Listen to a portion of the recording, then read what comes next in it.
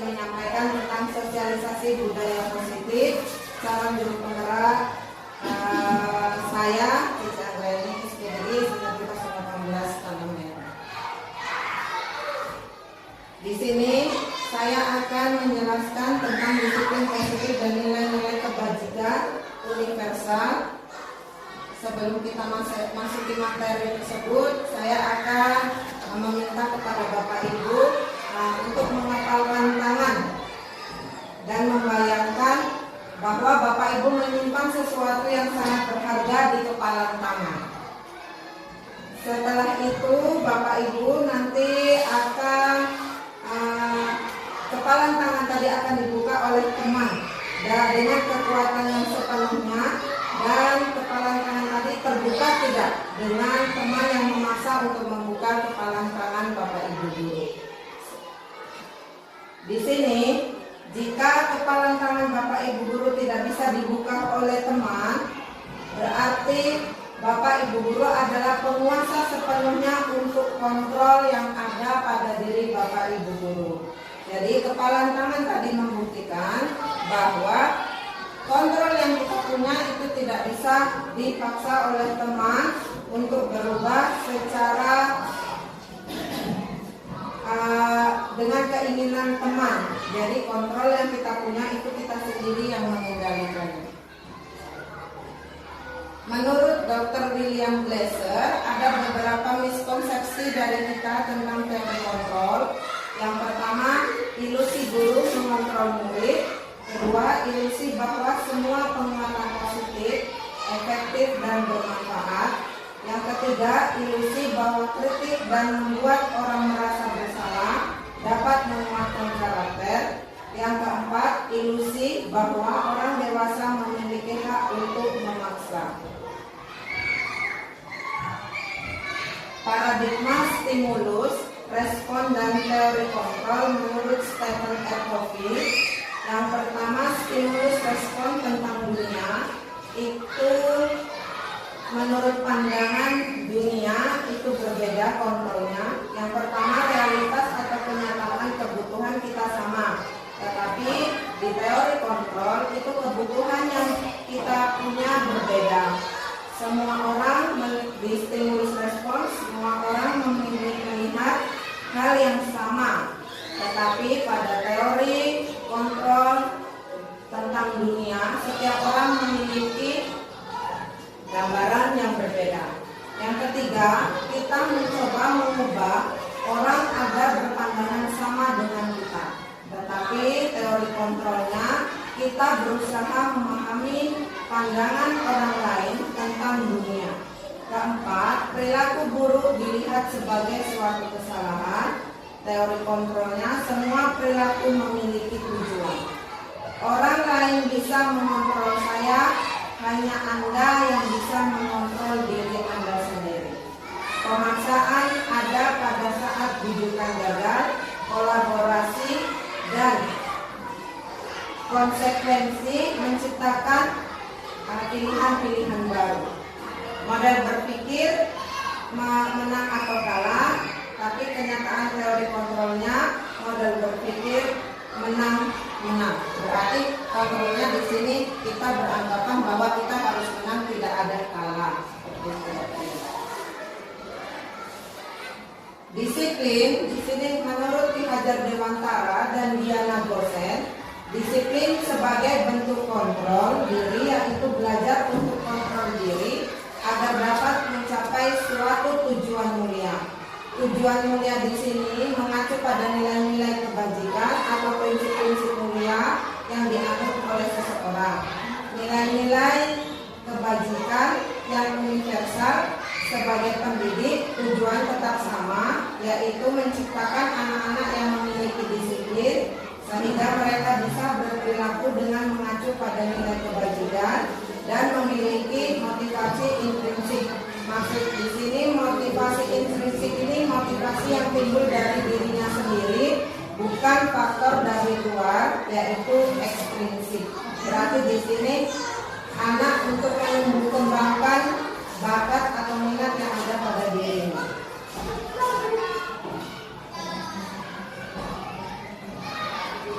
Tujuan disiplin positif adalah untuk menanamkan motivasi kepada semua siswa kita agar mereka menjadi orang yang mereka inginkan dan menghargai diri sendiri dengan nilai-nilai yang mereka percaya.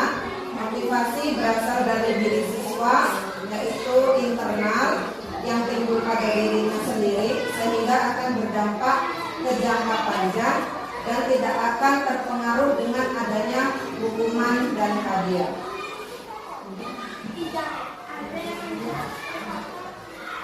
Teori motivasi dan penghargaan serta restitusi.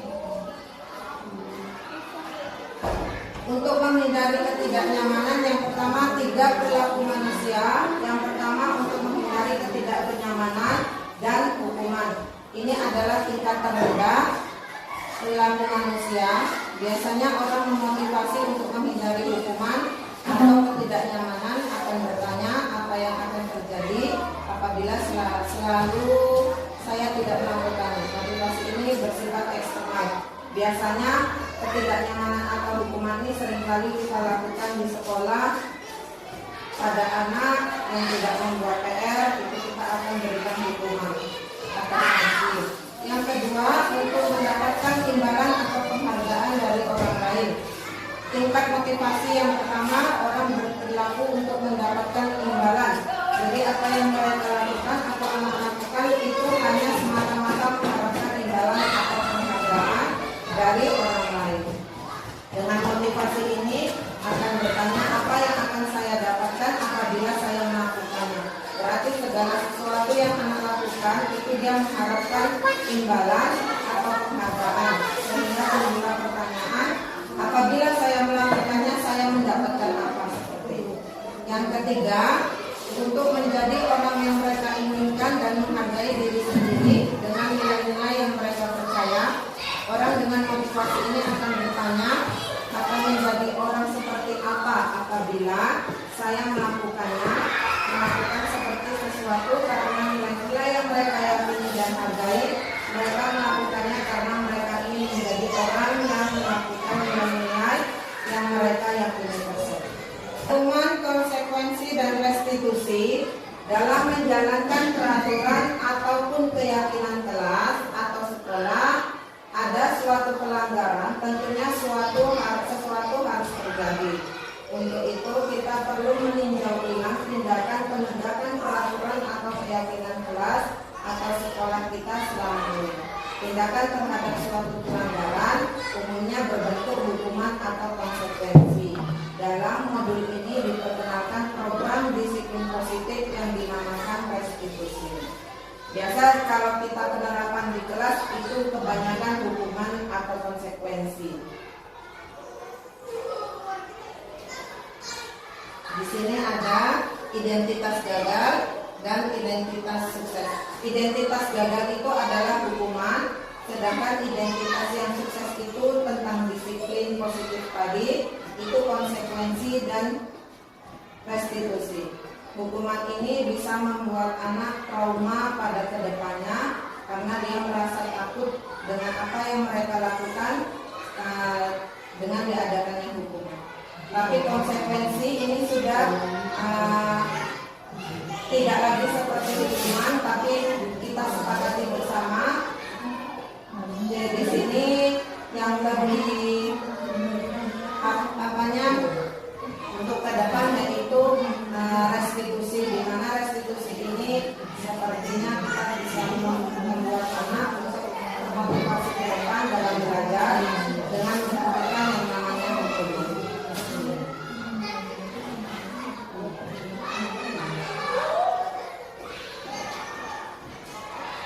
Di sini contoh dari hukuman, anak belajar menyembunyikan kesalahan, itu hukuman karena mereka takut dihukum tadi, jadi mereka menyembunyikan kesalahan mereka. Konsekuensinya belajar taat pada peraturan. Restitusinya anak belajar memecahkan masalah. Dia belajar dari kesalahan yang mereka buat untuk mendapatkan jalan keluar ke depannya tanpa adanya hukum. Dihukum oleh penghargaan. Dihukum oleh penghargaan di sini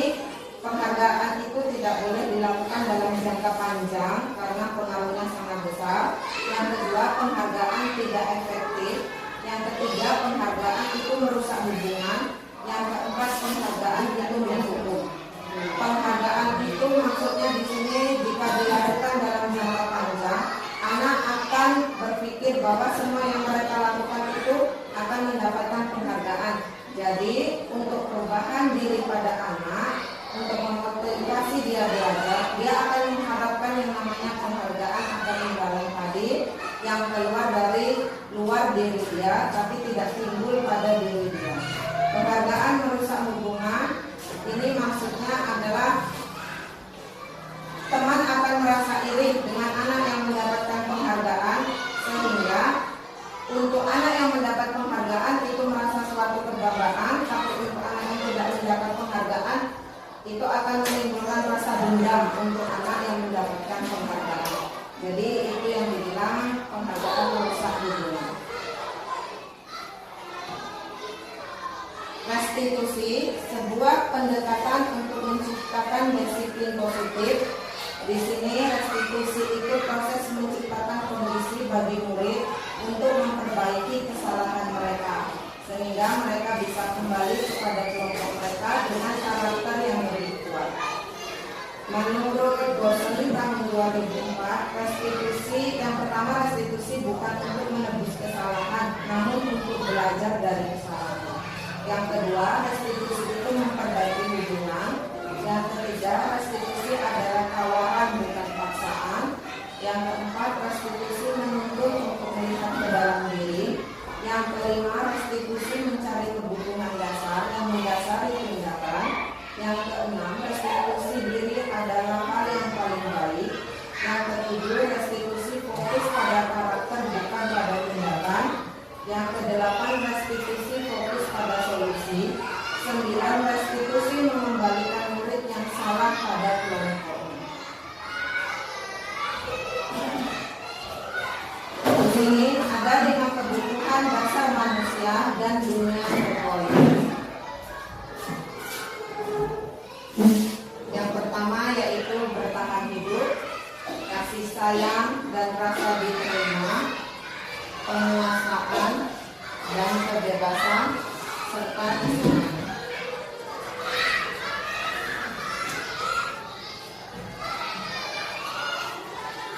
Coba Bapak Ibu perhatikan, saya di sini ada cerita tentang si Joko. Si Joko seorang anak SD senang berlari keluar kelas menuju kantin di sekolahnya. Tingkahnya membuat guru Bu Yuli bingung dan seringkali mengingatkan supaya jangan berlari saat mengerjakan. Ada beberapa kemungkinan jawaban yang diberikan oleh Joko. Identifikasi kebutuhan yang ingin dipenuhi oleh Joko adalah: aku senang main kejar-kejaran dengan teman-teman dulu. Di sini ada restitusi untuk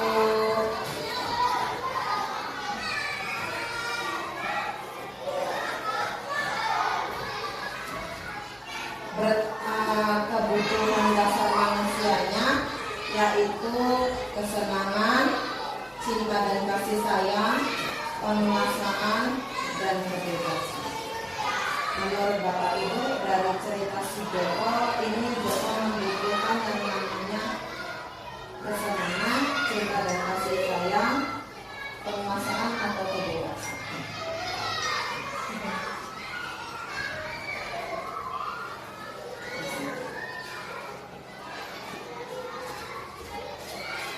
Di sini si Joko merasa membutuhkan kesenangan karena dia senang untuk bermain kejar-kejaran.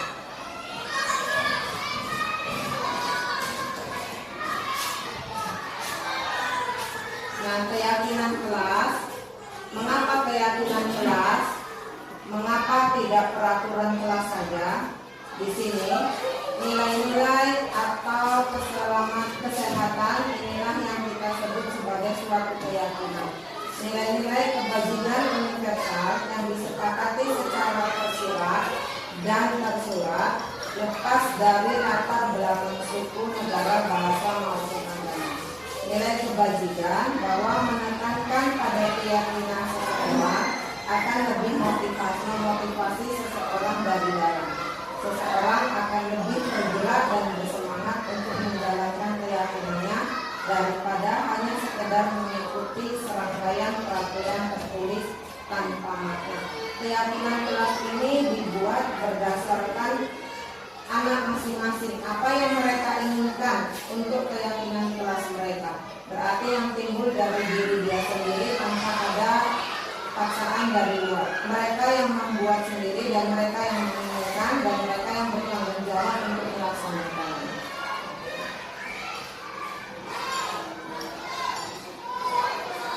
Pembentukan keyakinan kelas.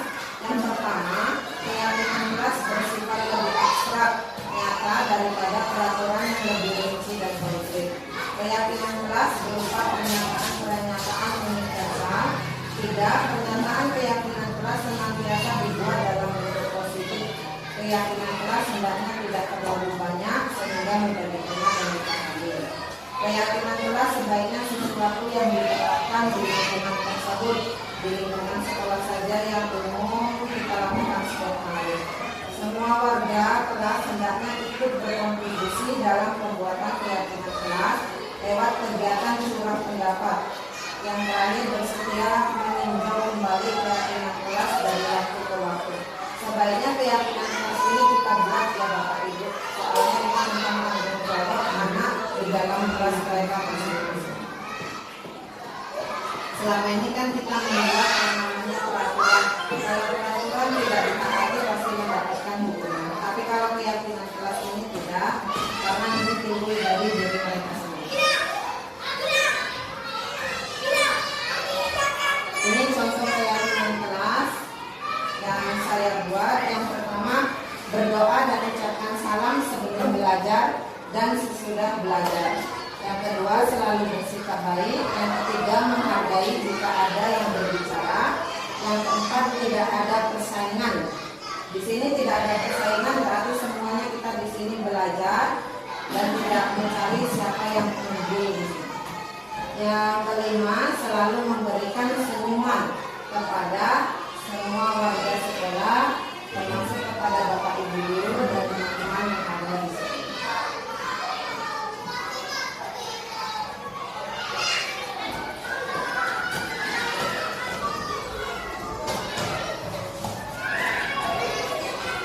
Ada 5 posisi kontrol.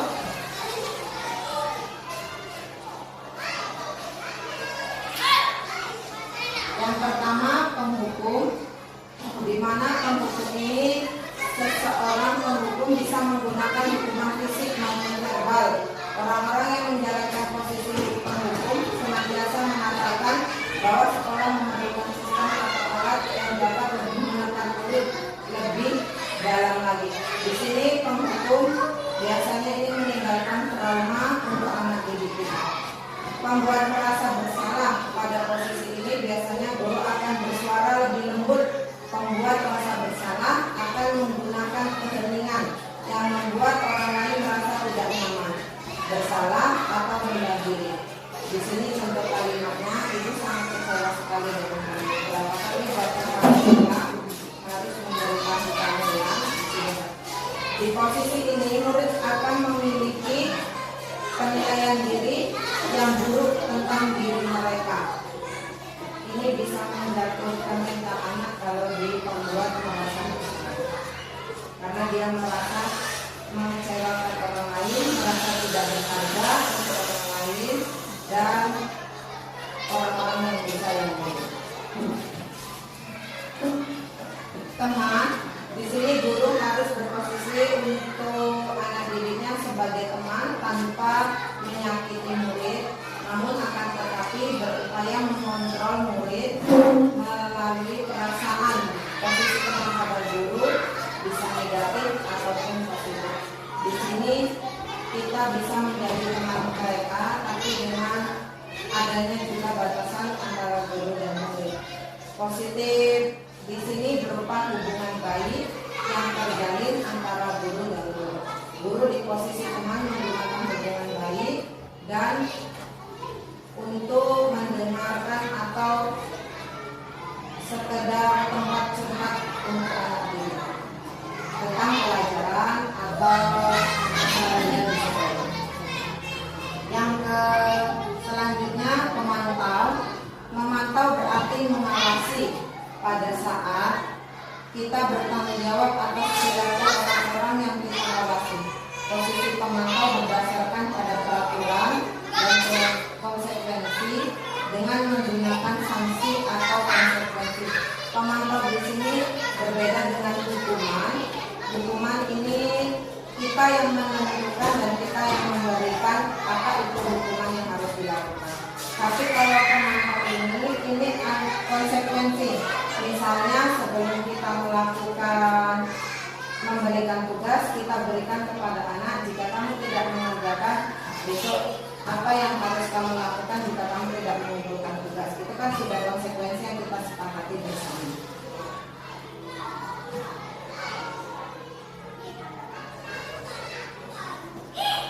Manajer, posisi terakhir adalah guru sebagai manajer. Posisi inilah yang sangat perlu untuk kita seorang pendidik atau guru, di mana sebagai manajer di sini kita tidak langsung menghukum anak dengan kesalahan yang mereka buat, tapi kita menanyakan apa sebabnya, mengapa mereka lakukan itu, dan bagaimana solusi untuk kedepannya jika mereka tetap melakukan kesalahan itu. Posisi manajer ini sangat perlu untuk kita ya Bapak Ibu, karena di sini dapat menjadikan murid itu untuk bisa ya kedepannya bagi murid itu sendiri dia tidak terbebani atau dia bisa mencari solusi untuk masalah dia, kenapa dia misalnya datang terlambat, apa sebabnya, seperti itu. Di sini manajer ini posisi yang sangat penting sebagai untuk kita punya sebagai guru. Di sini kita bagaimana cara untuk memperbaiki kesalahan, dan seorang manajer akan berkata bahwa apa yang kita yakini, kita menanyakan apa keyakinan kelas yang sudah kita buat dan apa masalah anak kenapa membuat kesalahan, serta kita sama-sama mencari solusi ke depan.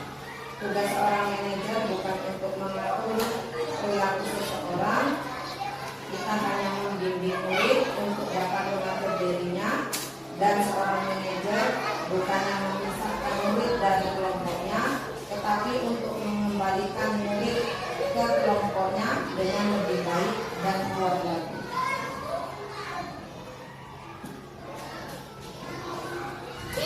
Sedikit dari institusi di sini yaitu menstabilkan identitas, validasi tindakan yang salah, menanyakan keyakinan. Jika kita ingin menyelesaikan masalah, kita gunakan sedikit dari institusi ini. Yang pertama, kita menstabilkan identitas, bahwa kita bilang ke anak bahwa kesalahan, semua orang pernah melakukan kesalahan. Setelah itu kita lakukan yang namanya validasi tindakan yang salah dengan pertama kita menanyakan keyakinan yang sudah kita buat. Setelah itu kita menanyakan apa sebab di sini validasi tindakan yang salah, kenapa kamu melakukan kesalahan itu, dan kita mencari solusi untuk kesalahan agar kedepannya tidak terulang lagi.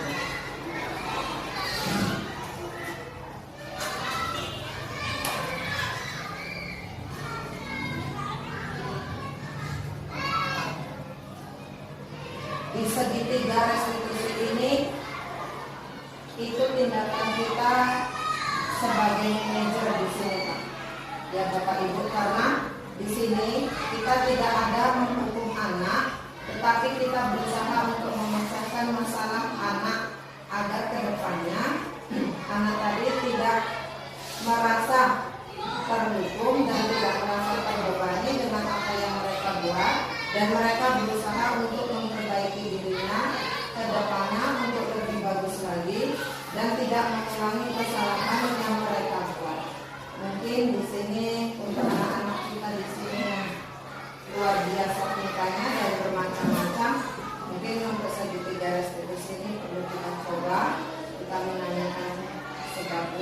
kita mencari solusi bagaimana untuk memecahkan masalah anak-anak. Demikianlah Bapak Ibu sosialisasi tentang budaya positif yang saya sampaikan. Semoga untuk kedepannya budaya positif yang ada di sekolah kita bisa lebih kita tingkatkan lagi untuk mendapatkan anak yang berbudi pekerti luhur, yang berkarakter, sopan, santun. Nah, demikian saya ucapkan terima kasih. Saya sudahi dengan wabillahi taufiq wal hidayah. Wassalamualaikum warahmatullahi wabarakatuh.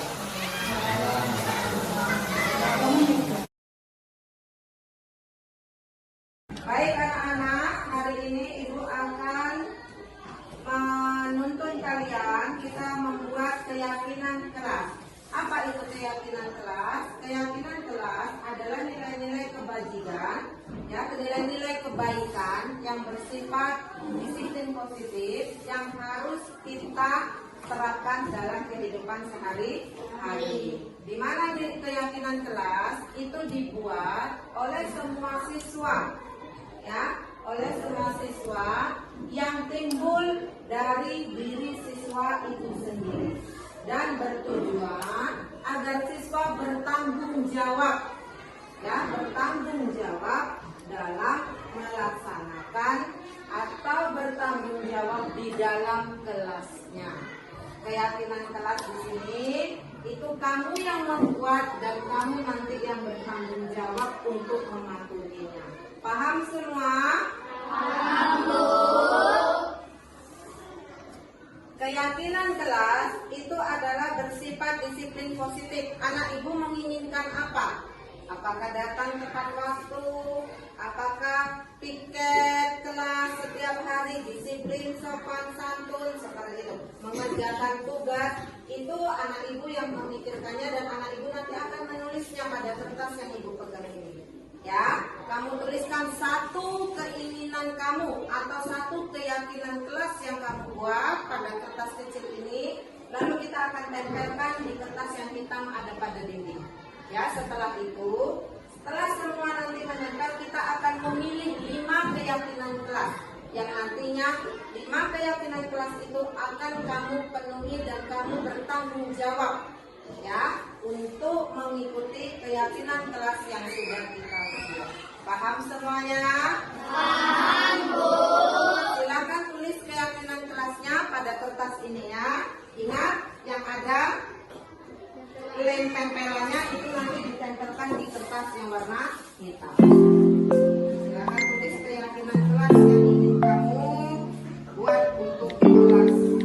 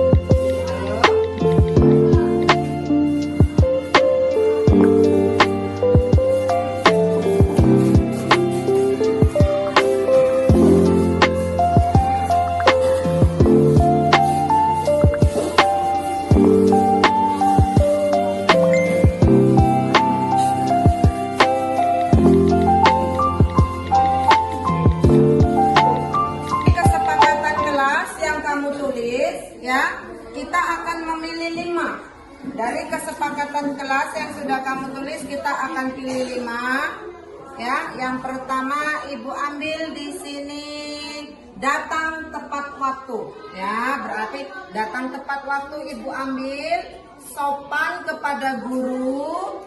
Terus di sini ada berdoa sebelum belajar menurut agama masing-masing. Harus jaga kebersihan. Terus disiplin. Ya, yang lainnya kita ambil. Karena yang kamu buat ini hampir sama ya.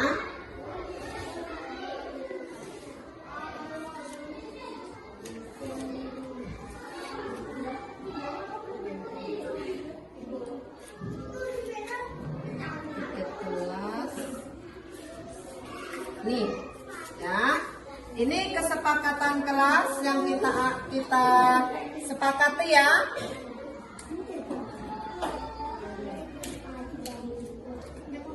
Ada di sini piket kelas, disiplin, berdoa menurut agama masing-masing, berarti berdoa sebelum belajar, sopan kepada guru. Kelas yang sudah kita ambil ini, nanti anak ibu akan melaksanakan tanggung jawabnya di kelas.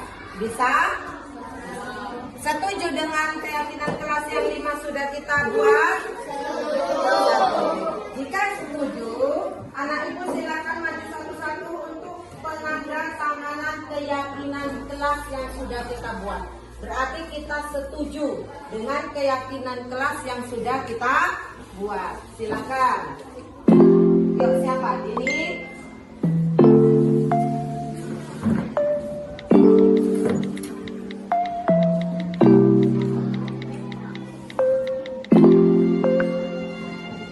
Yuk, silakan.